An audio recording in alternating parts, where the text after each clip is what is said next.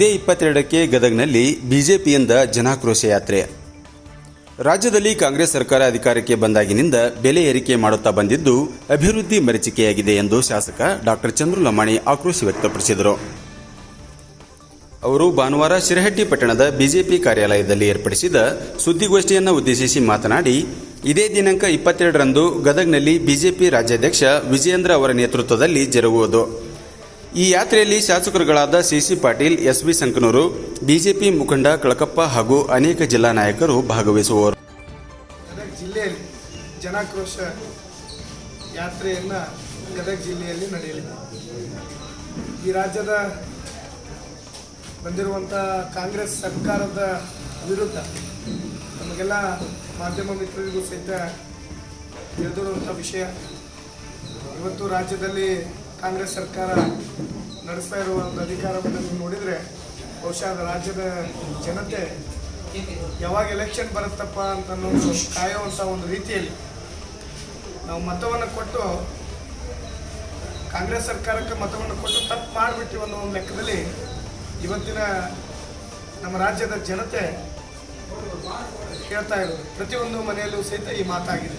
ಯಾವಾಗ ಚುನಾವಣೆ ಬರುತ್ತಾ ಈ ಕಾಂಗ್ರೆಸ್ಸನ್ನು ಯಾವತ್ತು ನಾವು ಕಿತ್ತು ಒಗಿತೀವಿ ಅನ್ನೋ ಒಂದು ನಿಟ್ಟಿನೊಳಗೆ ಜನರು ಆಕ್ರೋಶವನ್ನು ವ್ಯಕ್ತಪಡಿಸ್ತಾ ಇರೋದು.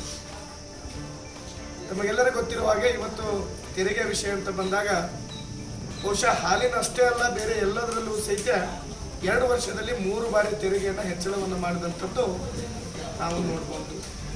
ಇವತ್ತು ಒಂದು ಲಾ ಆ್ಯಂಡ್ ಆರ್ಡರ್ ವ್ಯವಸ್ಥೆ ತಾವು ನೋಡ್ಬೋದು. ಇವತ್ತು ಯಾವ ಲೆವೆಲ್ ವೈಫಲ್ಯ ಆಗಿದೆ ರಾಜ್ಯದಲ್ಲಿ ಮತ್ತು ಉಳಿದಂಥ ಬೇರೆ ಬೇರೆ ಇಲಾಖೆಯಲ್ಲಿನೂ ಸಹಿತ ಭ್ರಷ್ಟಾಚಾರ ನಡೀತಾ ಇರೋದು. ಅದರ ಜೊತೆಯಲ್ಲಿ ರೈತರಿಗೆ ಸಂಬಂಧಪಟ್ಟಂಥ ನಮಗೆಲ್ಲರಿಗೂ ಗೊತ್ತಿದೆ. ಇವತ್ತು ರೈತರಿಗೆ ಕೊಡುವಂಥ ಏನು ಸಲಕರಣೆಗಳಿದ್ದು 2 ವರ್ಷದಿಂದ ಒಬ್ಬರಿಗೂ ಸಹಿತ ನಾವು ಆ ಸಲಕರಣೆಗಳ ಸಬ್ಸಿಡಿ ಒಳಗೆ ಒಬ್ಬರಿಗೂ ಕೊಡಲಿಲ್ಲ, ವಿತರಣೆ ಮಾಡಲಿಲ್ಲ. ಈ ರೈತರು ಬಿತ್ತುವಂಥ ಬೀಜದಲ್ಲೂ ಸಹಿತ ಹಿಂದೆ ಭಾರತೀಯ ಜನತಾ ಪಾರ್ಟಿ ಇದ್ದಾಗ ಏನು ಸಬ್ಸಿಡಿಯನ್ನು ಕೊಡ್ತಾ ಇದ್ವಿ, ಇವತ್ತು ಅದನ್ನು 60-70% ಹತ್ತತ್ರದಲ್ಲಿ ಹೆಚ್ಚುವರಿ ಮಾಡಿದಂಥದ್ದನ್ನು ನಾವು ಕಾಣ್ಬೋದು. ಅದರ ಜೊತೆಯಲ್ಲಿ ಈ ಕ್ವಾಲಿಟಿ ಬಗ್ಗೆ ಏನು ಕೃಷಿ ಇಲಾಖೆಯಿಂದ ವಿತರಣೆ ಮಾಡುವಂಥ ಬೀಜದ ಒಂದು ಕ್ವಾಲಿಟಿ ಬಗ್ಗೆನೂ ಸಹಿತ ಭಾಳಷ್ಟು ಜನ ರೈತರು ಅಸಮಾಧಾನವನ್ನು ವ್ಯಕ್ತಪಡಿಸಿದ್ದನ್ನು ಸಹಿತ ನಾವು ಇವತ್ತು ಕಾಣ್ಬೋದು. ಅದರ ಜೊತೆಯಲ್ಲಿ ಬೇರೆ ಬೇರೆ ಇಲಾಖೆಯಲ್ಲಿ ವಿಶೇಷವಾಗಿ ನಾವು ಶಿರಟ್ಟಿಯಲ್ಲಿದ್ದೀವಿ. ಪಟ್ಟಣ ಪಂಚಾಯಿತಿಯಲ್ಲಿ ಯಾವುದೇ ಒಂದು ರಾಜ್ಯ ಸರ್ಕಾರದಿಂದ ಹಣವನ್ನು ಇನ್ನೂವರೆಗೂ 1 ರೂಪಾಯಿನೂ ಸಹಿತ ಬಿಡುಗಡೆ ಮಾಡಿಲ್ಲ. ಹಿಂದೆ ಬಂದಿರುವಂಥ ನಗರೋತ್ತರದಲ್ಲಿ ಬಂದಂಥ ಕಾಮಗಾರಿನೂ ಇನ್ನೂವರೆಗೂ ಆಗಿಲ್ಲ. ಆದರೆ ರಾಜ್ಯ ಸರ್ಕಾರದಿಂದ ಇವತ್ತು 1 ರೂಪಾಯಿನೂ ಸಹಿತ ಬಿಡಿ ಕಾಸು ಕೊಡದೇ ಇರುವಂಥದ್ದು. ಮತ್ತು ಇನ್ನೊಂದು ಸಚಿವರು ಬಾಯಿ ಬಿಟ್ಟು ಹೇಳ್ತಾರೆ, ಈ ಒಂದು ಸ್ಥಾನಕ್ಕೆ ಏನು ನಮ್ಮ ಪಟ್ಟಣ ಪಂಚಾಯತಿ ಸಚಿವರಿದ್ದವರು ಅವ್ರು ಕೇಳಿದಾಗ ಅವ್ರು ಹೇಳ್ತಾರೆ, ಈ ಸ್ಥಾನಕ್ಕೆ ನನಗೆ ಸಾಕಾಗಿದೆಯಪ್ಪ, 1 ರೂಪಾಯಿ ಕೊಡೋಕ್ಕಾಗ್ತಿಲ್ಲ, ಏನು ಮಾಡ್ಬೇಕನ್ನೋ ಒಂದು ವ್ಯವಸ್ಥೆ ಒಳಗೆ ಸರ್ಕಾರದ ಅವರೇ ಪೌರಾಡಳಿತ ಸಚಿವರು ಮಾಡಿಕೊಟ್ಟಂಥ ಮಾತಿದೆ.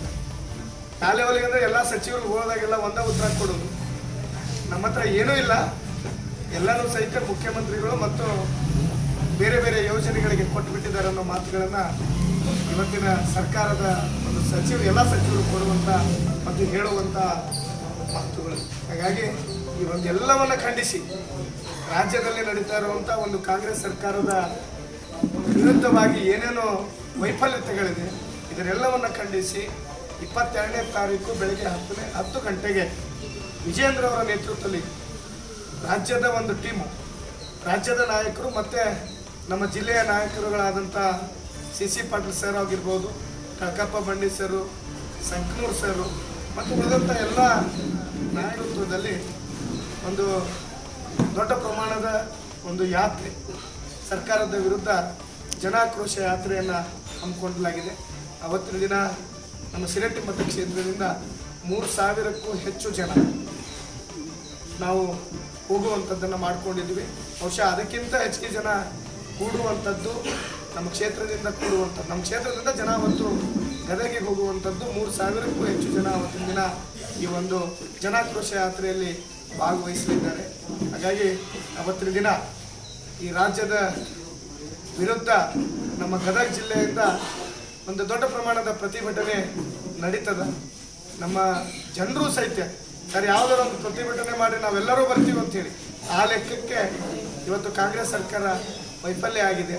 ಹಾಗಾಗಿ 22ನೇ ತಾರೀಕು ನಡೆಯುವಂಥ ಒಂದು ಜನಾಕ್ರೋಶ ಯಾತ್ರೆಗೆ ನಮ್ಮೆಲ್ಲ ಕಾರ್ಯಕರ್ತರು ಬಂದು ಅದನ್ನು ಯಶಸ್ವಿಗೊಳಿಸಲಿದ್ದಾರೆ ಅಂತ ಹೇಳಿ ನಮ್ಮ ಮಾಧ್ಯಮದ ಮುಖಾಂತರ ಇದನ್ನು ತಿಳಿಸಲಿಕ್ಕೆ ಬಯಸ್ತೀನಿ. ಧನ್ಯವಾದ.